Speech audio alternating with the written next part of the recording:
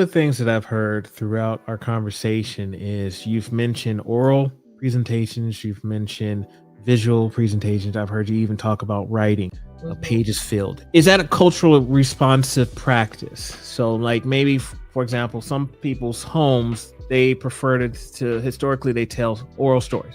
There's certain cultures, certain tribes or whatnot, where they just pass down through oral history versus another might be a visual. Maybe they are used to putting stuff on the walls, as you mentioned earlier. So I'm hearing the flexibility. Maybe that's not the best way to say it, but there's the approach of families are allowed to present or share what's preferable to them. Is that what I'm hearing? Absolutely. And that's how we should be in the classroom, just equally nimble, right? Equally nimble and allowing for kids to, I like to say, and what artifact are you compelled to create as a result of this learning? And so like another example is these constellations of care that families create alongside their kids. You can give it in a variety of ways. You can model it. You can give it as an assignment. You could do it as a family literacy night, whatever. But the idea is, who are the people who shape you? Who are the people who would show up on this neighborhood map or this community map or this constellation of care? How do you want to visually represent it? How do you want to represent it, period? Some people create straight up constellations. Some people record it and explain examples. Some people make a garden of the people that made them grow. Some people, like, literally the visuals were endless and the examples were endless. There were kids putting the bodega owner because he's where they go after school before their parent picks them up. And that's who they debrief with all their days, woes and triumphs and travails. And so that guy shows up on there, even though he was not a blood relative, because he's meaningful in shaping that kid's literacy life. And so being really like wide ranging and saying like families can look a lot of different ways. Your artifacts can look a lot of different ways. Your storytelling can look a lot of different ways. There's no one single right way to be, is culturally responsive practice. Mic drop. I mean, so. Well, you're bringing the fire today. That's okay. I have so like, okay, this to me, this takes away from your traditional family tree. Go reach out to grandmother, grandfather, or whoever, and find out, who you're. And I never like the family tree activities because I feel like it's very limiting to a lot of people, such as your folks of African descent or your folks that are Native American. Like a lot of this thing is not culturally responsive to a lot of folks. So majority of your group might be all excited to research their family in Europe and their all the different history, but it doesn't necessarily mean that everybody else is going to feel included. So to me, what I'm hearing is this is way above your traditional. Maybe we should throw out your traditional family tree activity.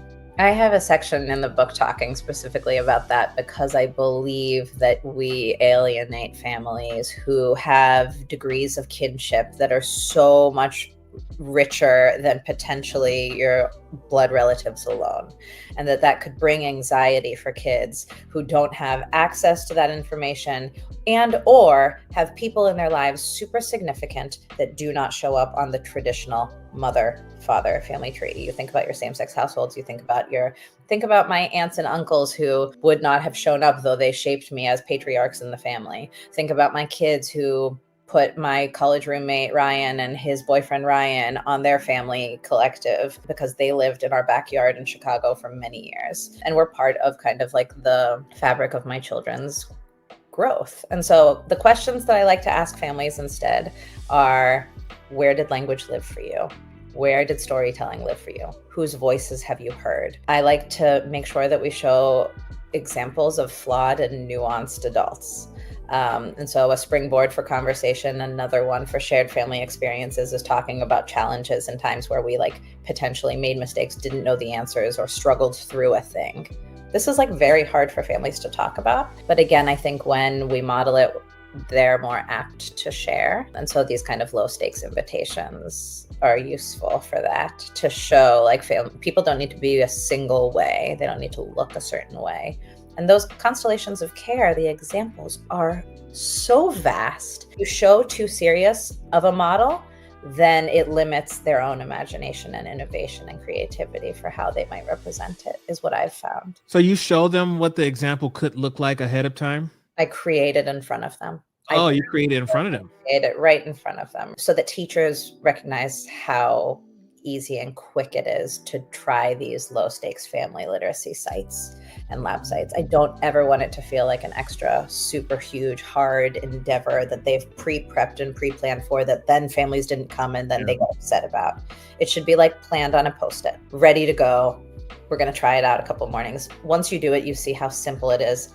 Often teachers start the next week. They're like, we're doing it. We're going to look at the map of our calendar year, and we're going to pepper these in across the year. As a result, your communication with newsletters, your communication with the Remind app, your communication with pickup report cards becomes softer because you've now engaged with families in this way. Often we focus on the academic side, and I know a lot of schools are shifting. Yeah, because obviously you have standards, benchmarks, and all those kind of things. But a lot of schools are also recognizing, but these are human beings at the end of the day. That's right. And we kind of touched on the importance of, kids feeling comfortable. I'm just thinking from a sense of belonging standpoint, because I do a lot of work in that area. Me telling my story or my culture story, I would assume that creates some sort of belonging where I feel maybe accepted, supported, and included.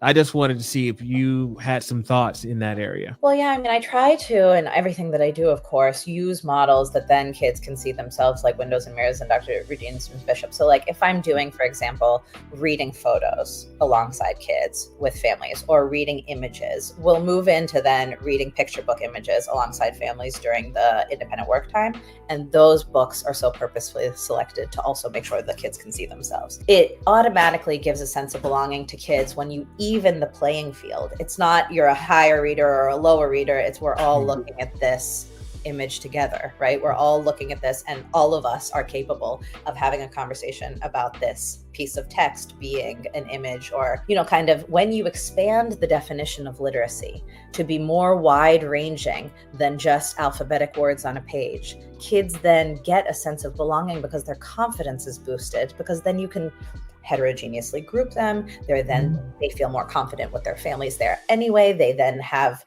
kind of the conversation springboard that they're able to then explain to their families what they did. So families are not just like taking the final product and saying, does this look nice? That's what the final product should be, as opposed they know the entire story.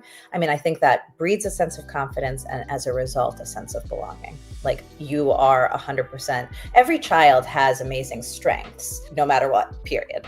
Full stop. And so I think part of it is arming families with the kinds of questions that they can ask, so that it's not just where is my child when it comes to comparison with others, but what inspires a sense of wonder in my child? What motivates my child to smile in the classroom? So the questions that I've organized are around agency and identity. And yes, of course, a sense of belonging. Does my child know that you know these things about them? Because what does that do? That makes the child feel so seen.